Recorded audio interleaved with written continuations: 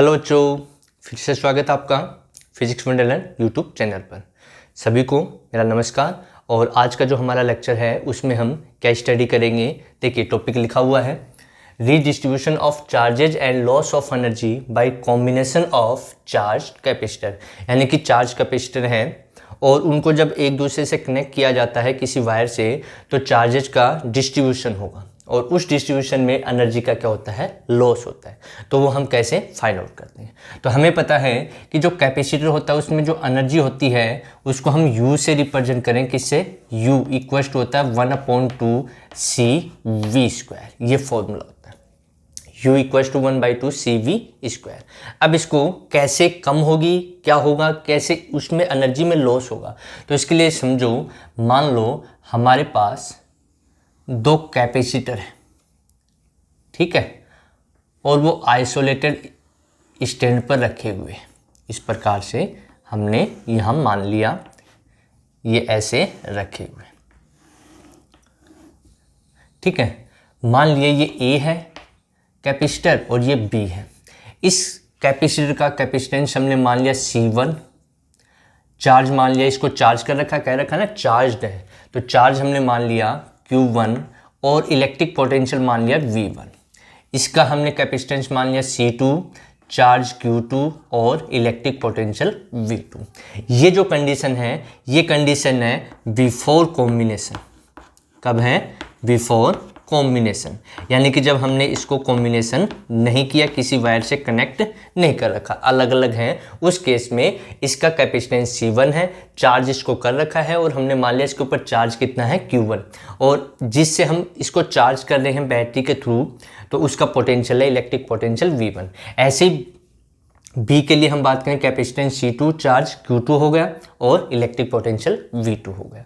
तो यहाँ पर हम देखिए क्या करें कि इनिशियल केस में चार्ज कितना होगा, Q1 इक्वल टू कितना आ जाएगा। फॉर्मूला हमें पता होना चाहिए। Q इक्वल टू क्या होता है? Q इक्वल टू होता है C × V। तो यहाँ पर उस फॉर्मूले का यूज करेंगे तो आएगा C1 V1। इसके लिए कैपेसिटेंस C1 है, पोटेंशियल V1। ऐसे ही Q2 कितना हो जाएगा? Q2 हो जाएगा C2 × में V2, ये आ जाएगा, ठीक है।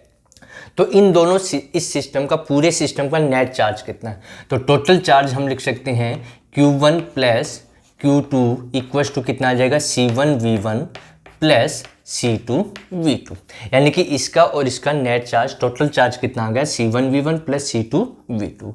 तो इसको मैं यहाँ लिख देता हूँ कि जो हमारा आया Q1 + Q2 वो कितना आया हमारे पास? C1 V1 + C2 V2, ये आ गया। ये बिफोर कॉम्बिनेशन, ठीक है, जब हमने इसको कंबाइन नहीं किया, ठीक है। कॉम्बिनेशन का मीन्स इसको कंबाइन हम नहीं कर रहे, किसी वायर से कनेक्ट नहीं कर रखा। अब हम क्या करते हैं, इन्हीं को जो हमने यहाँ पर लिए इनको क्या करते हैं, इस प्रकार से यहाँ पर बना लिया इनको, ठीक है। अब हमने इनको किसी वायर के थ्रू कनेक्ट कर दिया।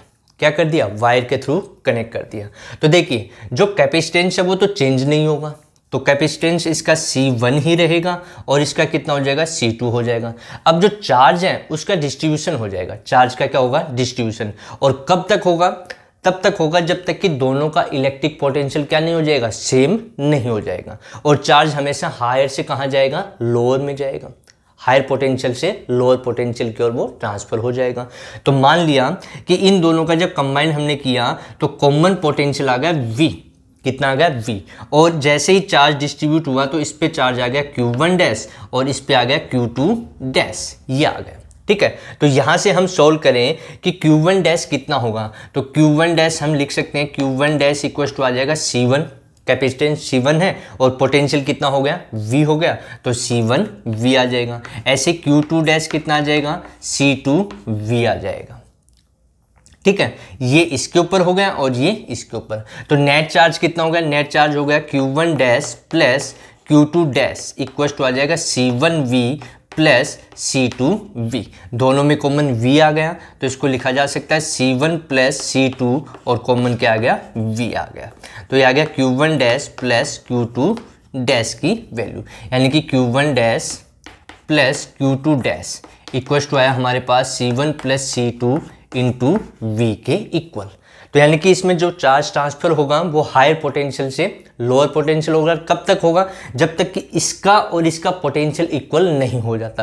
तो इस केस में जो पोटेंशियल आया ये है बिफोर कॉम्बिनेशन, जब हमने इसको क्या कर दिया, कॉम्बिनेशन कर दिया। तो इस पोटेंशियल को हम बोलते हैं कॉमन पोटेंशियल। क्या बोलते हैं? Common potential. ठीक है, दोनों का कॉमन पोटेंशियल हमारे पास कितना आ गया? V के इक्वल आ गया।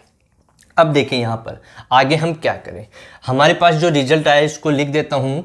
Q1 डैश हमारे पास आया C1V और Q2 डैश हमारे पास आया C2V।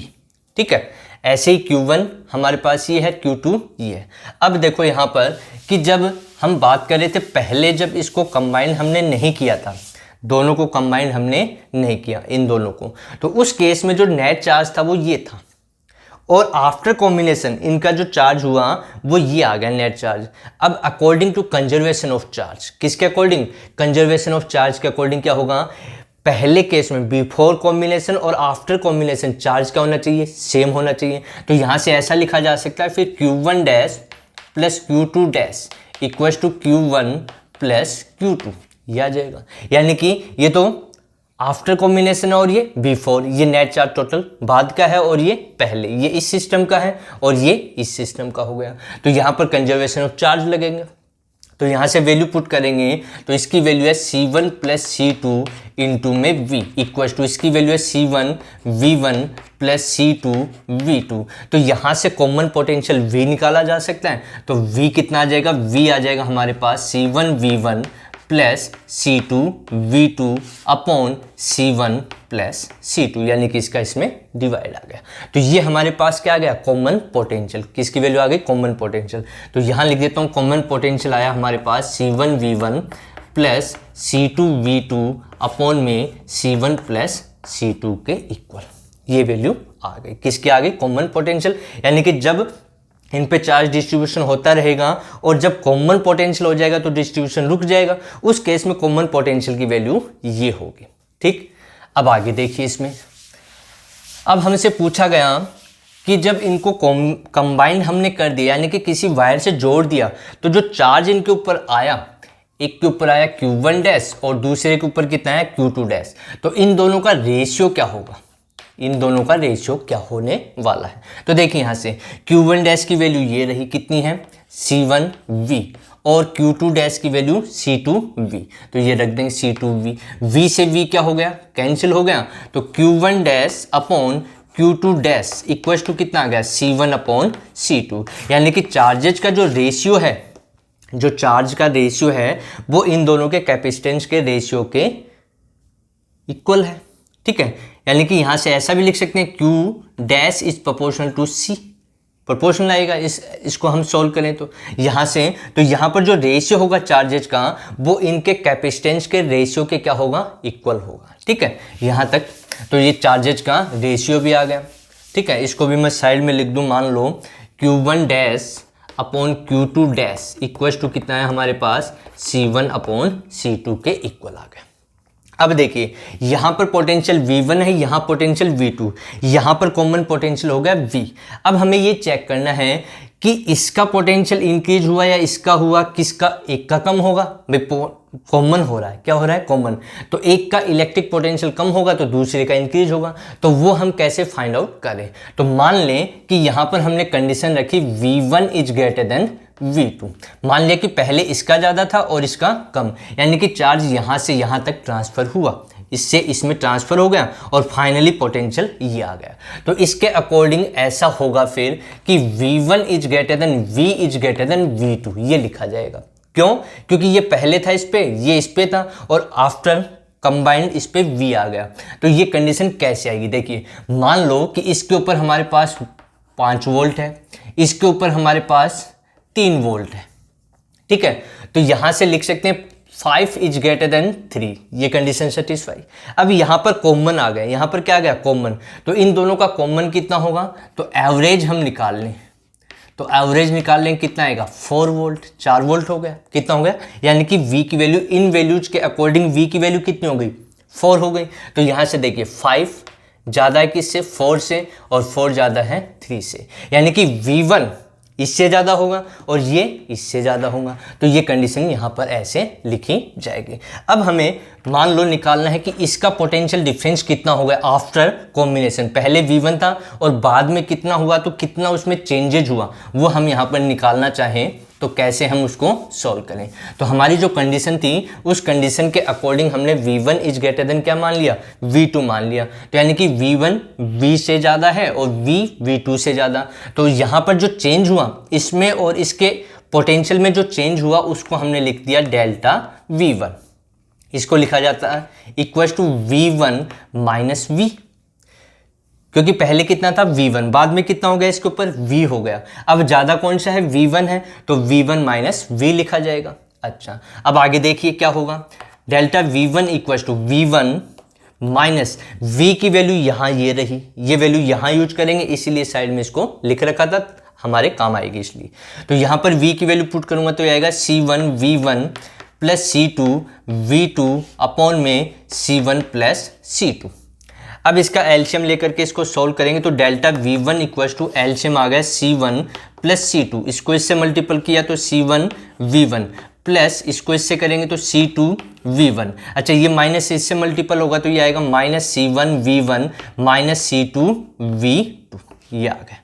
अब देखिए C1 V1 प्लस का है और ये माइनस का, तो ये इससे क्या हो गया, कैंसिल हो गया। तो डेल्टा V1 हमारे पास कितना आया, डेल्टा V1 हमारे पास आया, ये नहीं है, ये तो यहाँ पर है C1, ठीक है। ये बच गया हमारे पास C2 V1 minus C2 V2 upon में C1 प्लस C2। अब देखिए इन दोनों में क्या कॉमन आ रहा है, C2 कॉमन आ रहा है तो कॉमन ले लेंगे। तो डेल्टा V1 कितना आ जाएगा, डेल्टा V1 आ जाएगा C2 कॉमन हो गया, V1 माइनस V2 अपॉन में C1 प्लस C2, ये आ गया, ठीक है। अब इसकी वैल्यू हमें यूज होगी आगे, तो ये भी मैं साइड में यहाँ पर कहीं लिख देता हूँ। चलो इसको मिटा देते हैं हम।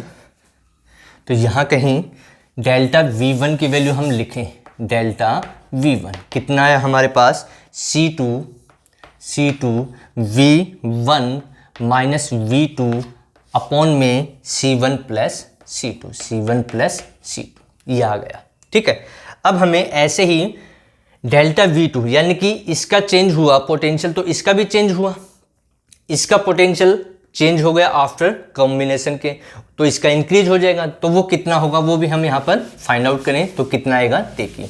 तो उसको कैसे हम लिखें, उसके लिए भी जैसे इसको लिखा वैसे ही उसको भी किस प्रकार से हम रिप्रेजेंट करें। तो देखिए यहाँ पर फाइनल V हो गया, पहले कितना था, V2 था, तो यहाँ पर लिखा जाएगा delta V2 equal to V, ये ज़्यादा है पहले V2 से, ये क्या है ज़्यादा, जबकि उसमें क्या लिखा था V1 माइनस V लिखा था, इसमें क्या लिखा जाएगा V माइनस V2। अच्छा, V की वैल्यू ये वाली यूज कर लेंगे तो कितना आ जाएगा, डेल्टा V2 हमारे पास आएगा, ये वैल्यू है C1 V1 plus C2 V2 upon में C1 प्लस C2 माइनस में V2।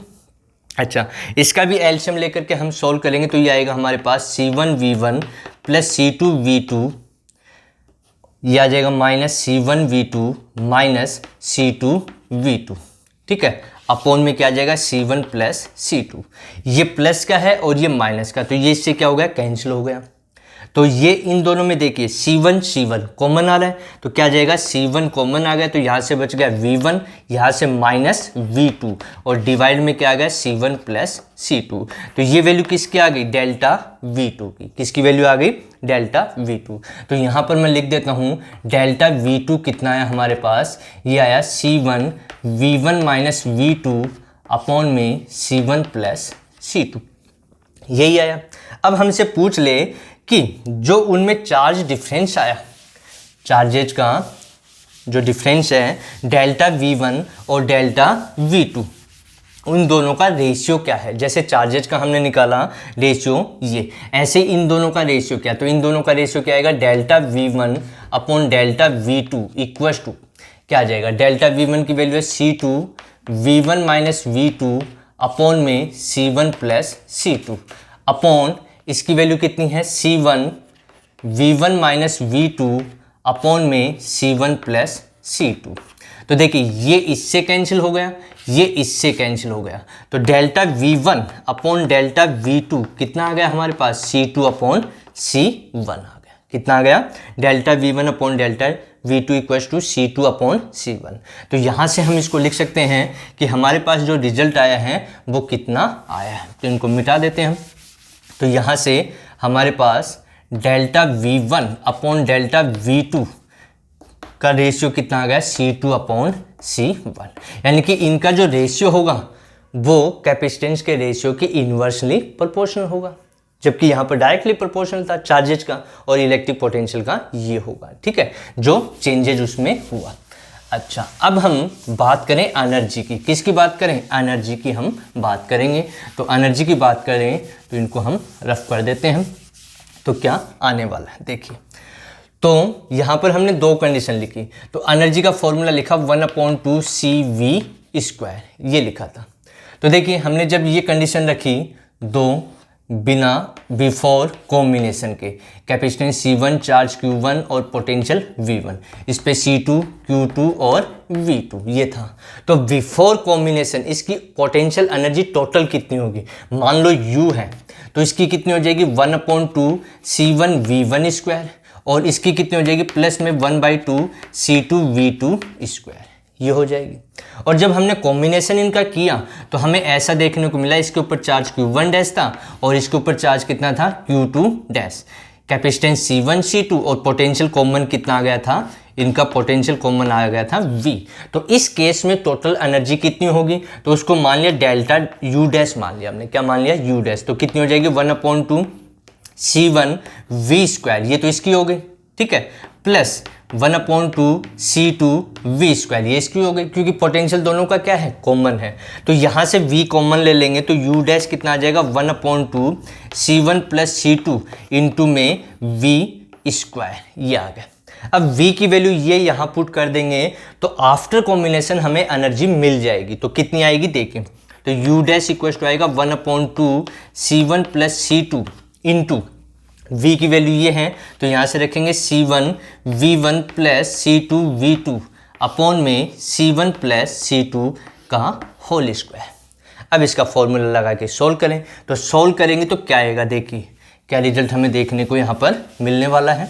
सॉरी, स्क्वायर हट गया, यहाँ का स्क्वायर लगा देता हूँ, ये 2 है, ठीक है। अब इसको हम सोल्व करेंगे तो सोल्व करने पर क्या रिजल्ट हमें देखने को मिलेगा, तो अब रफ कर देते हैं इनको।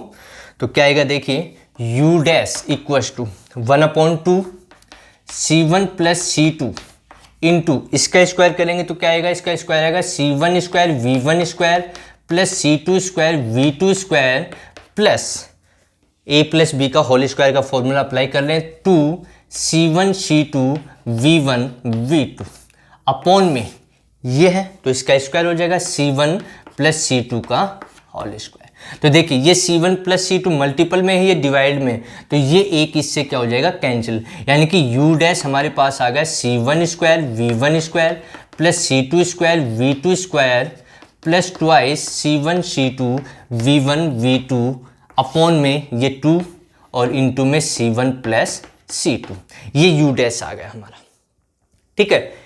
U ये था, ये बिफोर कॉम्बिनेशन था, ये आफ्टर कॉम्बिनेशन आ गया, ठीक है। अब हम कह रहे हैं कि यहाँ पर एनर्जी लॉस हो रही है, क्या हो रही है, एनर्जी लॉस हो रही है। तो कितनी एनर्जी लॉस हुई वो भी तो हम यहाँ पर स्टडी कर सकते हैं कि एनर्जी लॉस कितनी होगी। तो देखिए यहाँ पर एनर्जी लॉस मान लिया डेल्टा U, तो ये पहले ज़्यादा थी और ये बाद में मिली, तो यानी कि लॉस हो रही है तो बाद वाली कम मिलेगी और ये ज़्यादा। तो क्या लिखा जाएगा U माइनस U डैश, क्या लिखेंगे U माइनस U डैश। कितनी आएगी वो सोल्व करें तो delta U equal to U की वैल्यू कितनी है 1/2, अच्छा इसमें 1/2 कॉमन आ रहा है C1 V1² plus 1/2 C2 V2², ये आ गया।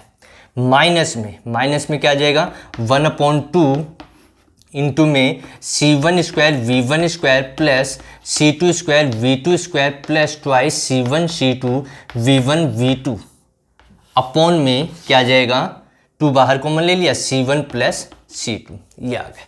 अब इनका एलसीएम लेंगे तो एलसीएम कितना आएगा C1 प्लस C2 आ जाएगा, 1/2 दोनों में कॉमन आ जाएगा। तो क्या आएगा देखिए डेल्टा U इक्वल टू 1/2 तो कॉमन ले लिया और एलसीएम इसका आ रहा है कितना C1 प्लस C2 आ रहा है, ठीक है।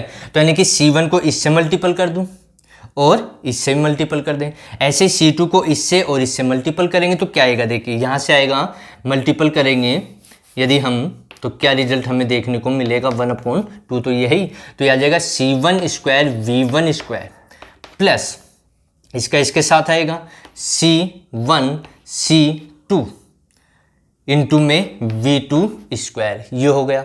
अब इसका इन दोनों के साथ में तो ये आएगा प्लस में C1 C2 V1 स्क्वायर, ये हो गया। इसका इसके साथ में करेंगे तो आएगा plus C2 square V2 square, तो ये तो इनके साथ का हो गया। बाकी ये है तो ये माइनस अंदर मल्टीपल कर देंगे तो क्या आ जाएगा, देखिए ये आएगा minus C1 square V1 square, फिर आएगा minus C2 square V2 square, और फिर माइनस, ये भी माइनस में आ जाएगा, ठीक है, ये भी क्या आ जाएगा माइनस में, थोड़ा ऊपर लिख देता हूँ, तो ये आएगा minus 2C1 C2 V1 V2, ये आया हमारे पास, ठीक है, ये आ गया। तो अब देखिए कुछ कैंसिल हो रहा है, C1 square V1 square plus का है, C1 square V1 square minus का है, तो ये तो इससे हो गया कैंसिल।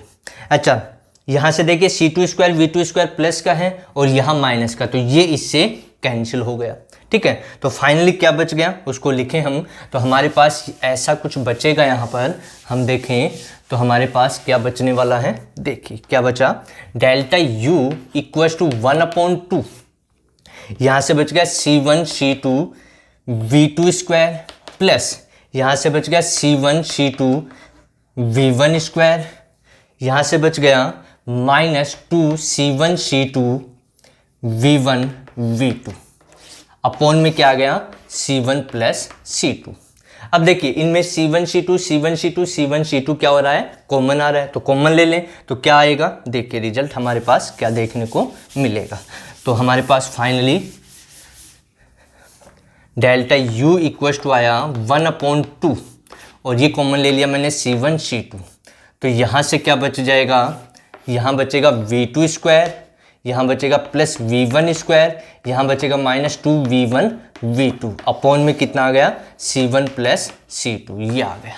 अब देखिए ये तो एक फॉर्मूला हो गया किसका, A माइनस B का होल स्क्वायर, तो यहाँ पर हमने कंडीशन रखी थी V1 is greater than V2, तो इसको क्या लिख सकते हैं हम, इसको ऐसा लिख सकते हैं delta U equals to 1/2 C1 C2 और ये फॉर्मूला हो जाएगा V1 माइनस V2 का whole square upon C1 plus C2, ये फाइनली या 2 को यहाँ पर मल्टीपल कर दें, तो फाइनली ये एनर्जी, इतनी एनर्जी लॉस हुई, ठीक है। अब मान लो ये हमारी एनर्जी लॉस भी आ गई, चार्ज का रेशियो भी आ गया, पोटेंशियल का रेशियो भी हमने निकाला, तो ये हमारा टॉपिक था। अब आगे देखिए कि यदि V1 इक्वल्स टू V2 हो, यानी कि इनिशियल केस में जब हमने कंबाइन नहीं किया था उन कंडीशन में दोनों का पोटेंशियल सेम होता तो एनर्जी लॉस कितना होता, तो V1 इक्वल्स टू V2 रख देते हैं, तो उस केस में डेल्टा U कितना आ जाता है 0, यानी कि कोई एनर्जी लॉस नहीं होता। इसका मीन्स क्या होता है, इसका मीन्स ये होता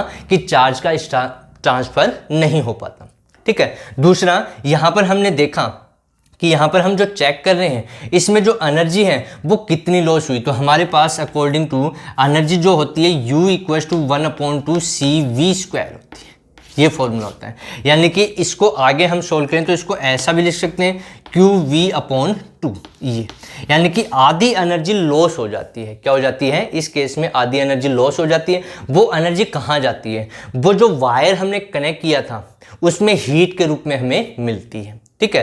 तो आधी एनर्जी स्टोर हो जाती है और आधी एनर्जी क्या हो जाती है, लॉस, जो किसकी फॉर्म में, हीट की फॉर्म में हमें मिलती है। तो ये हमारा आज का लेक्चर था जिसमें हमने पढ़ा कि जब जो कैपेसिटर होते हैं, चार्ज कैपेसिटर, उनको कनेक्ट किया जाता है, जब उनके ऊपर पोटेंशियल डिफरेंस चेंजेज हो तो उस केस में एनर्जी लॉस क्या होता है और चार्ज क्या आएगा आफ्टर कॉम्बिनेशन के, ठीक है। तो इससे रिलेटेड हमारा ये, यदि कोई प्रॉब्लम हमें मिलेगी इससे रिलेटेड तो वो आपको अगले लेक्चर में देखने को मिलेगी। यदि किसी ने चैनल सब्सक्राइब नहीं किया तो सब्सक्राइब करें और लाइक करें, वीडियो को शेयर करें। Thank you.